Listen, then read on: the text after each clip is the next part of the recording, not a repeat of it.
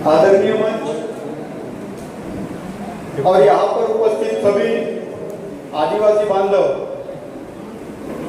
जिन महापुरुषों के शहीद दिन को लेकर हम लोग यहाँ पर आए हैं और आज उनकी वीर गाथा को याद कर रहे हैं और यहाँ पर एक महादेव कोड़ी चौखरा का दिन मना रहे हैं।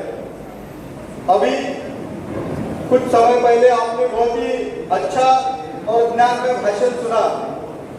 मैं पहले ही क्लियर कर देता हूं कि मैं भाषण करने नहीं आया। और दूसरी चीज, मैं आपके कार्यक्रम को कार्यक्रम नहीं मानता, क्योंकि आज का दिन, जिस दिन से हमारी पहचान बनती है, जिस घटना से हमारी पहचान बनती है, उस पहचान को याद करने के लिए और उस पहचान को बरकरार बनाने के लिए आप लोग यहाँ पर आए हो। और मैं समझता हूं कि तुम लोग यहाँ पर एक सामाजिक पंचायत ले रहे हो, जिस पंचायत में आप और आपके समाज के ऊपर, आपके अधिकारों के ऊपर, आपके अस्तित्व के ऊपर होने वाले अन्याय अत्याचार के खिलाफ में क्या रणनीति बना सकते हैं, इसको लेकर आप एक मंच के माध्यम से, एक प्रोग्राम के माध्यम से, एक दिन के माध्यम से आप यहाँ पर आए हैं। साथियों, देश और देश को चलाने वाली जो दस्तावेज है, जिसको हम संविधान बोलते हैं, उस संविधान में जितने भी आदिवासियों को लेकर आर्टिकल्स और प्रोविजंस मौजूद है, वो जितने सक्षम दिखाई देते हैं, उतनी ही राजनीतिक व्यवस्था में आदिवासी आदमी कमजोर। हम लोग देख रहे हैं कि पूरे देश में एक संकल्पना चलाई जा रही है, प्रोपेगेंडा चलाया जा रहा है कि इस देश को हिंदू राष्ट्र की तरफ लेके जाए।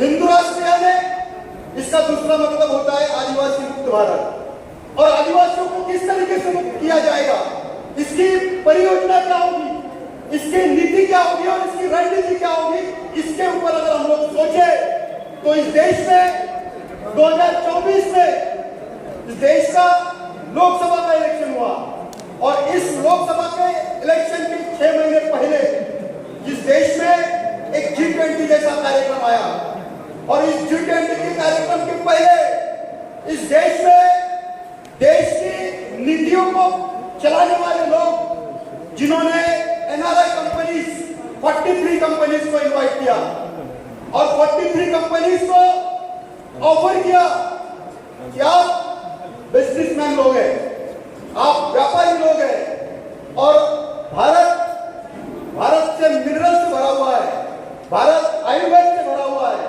भारत रेयर ब्लड से भरा हुआ है, भारत में पाई जाने वाली जो स्किन है, रेयर स्किन है, आप जिस भी बिजनेस के ऊपर उंगली रखेंगे हम वो आपको देंगे।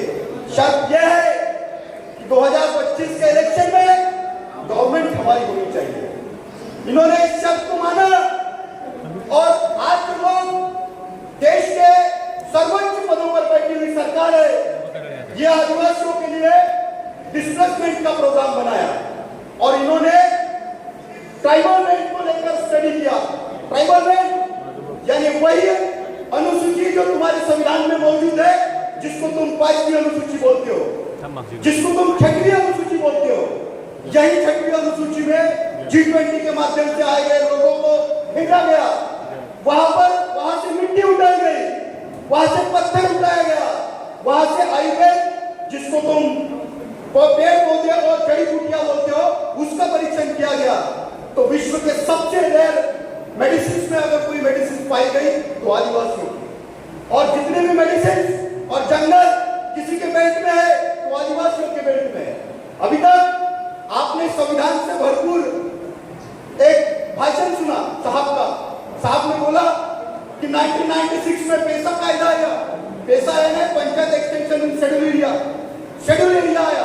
साहब, मेरा एक सवाल है, इस देश में पैसा कायदा आने के पहले आदिवासियों की स्थिति और पैसा कायदा आने के बाद आदिवासियों की स्थिति में क्या परिवर्तन हुआ, इसके लिए समाज को बोलना चाहिए। दूसरी चीज, हम लोग देख रहे हैं कि जब आदिवासी आदमी पढ़ा लिखा नहीं था, तब आदिवासियों के पास इस देश की 65% जमीन थी, और जब इस देश का आदिवासी आदमी PhD करने लग गया, प्रोफेसर बनने लग गया, इंजीनियर बनने लग गया, डॉक्टर बन गया, तो इनकी जमीन 65% से घटकर 15% तक आ गई। ऐसा क्यों? मेरे को एक इतिहास दिया, एक सब्जेक्ट दिया गया कि आप यहाँ पे इतिहास के बारे में बात करो। जो प्रतिमा मेरे सामने है, मैं इतना काबिल नहीं कि उनके इतिहास को बात करूं, क्योंकि जिन कागजों में मैंने शब्दों को पढ़ा है, वो कागज महादेव कोड़ियों के इतिहास को बयान नहीं कर पा रहा है। जिन कागजों को मैं महादेव कोड़ियों के इतिहास को पढ़ रहा हूं, वो कागज महादेव कोड़ियों के इतिहास को बयान नहीं कर रहा है। जो आदमी यहाँ महादेव कोड़ियों के इतिहास को समझना चाहता है, उसको इस जमीन के मिट्टी के ऊपर पैर रखना पड़ेगा, तब जाके आपको महसूस होगा कि महादेव कोड़ियों का आंदोलन क्या था।